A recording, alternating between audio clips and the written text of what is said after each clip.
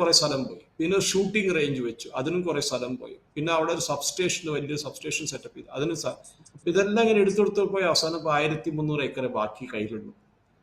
ഈ 1300 ഏക്കറും ഈ സ്ഥലത്തും ഇവർക്ക് എക്സ്പാൻഷന് വേണ്ടി തൊട്ടടുത്തൊരു 400 ഏക്കർ ഈ പറഞ്ഞ കാഞ്ച ഗച്ചിബോലി എന്ന ഏരിയ. കാഞ്ച തന്നെ തെലുങ്കിൽ അത് ഒരു ഈ പശുക്കളും ആടുകളൊക്കെ മേയുന്ന സ്ഥലമാണ്.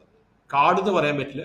ഇവിടെ ഹൈദരാബാദിൽ സിറ്റിയുടെ നടുക്കിൽ കാട് എന്ന് പറയുന്ന ഒരു നാഷണൽ പാർക്ക് ഉണ്ട്, KBR നാഷണൽ പാർക്ക്. സിറ്റിയുടെ റൈറ്റ് ജൂബിലി ഹിൽസിലാണ്.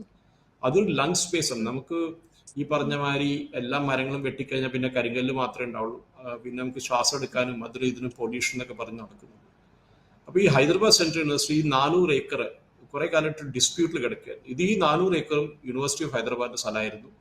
അത് സ്റ്റേറ്റ് ഗവൺമെന്റ് എടുത്ത് പണ്ട് ചന്ദ്രബാബു നായിഡുവിന്റെ കാലത്ത് IMG ഭാരത് എന്നൊരു കമ്പനിക്ക് കൊടുത്തു.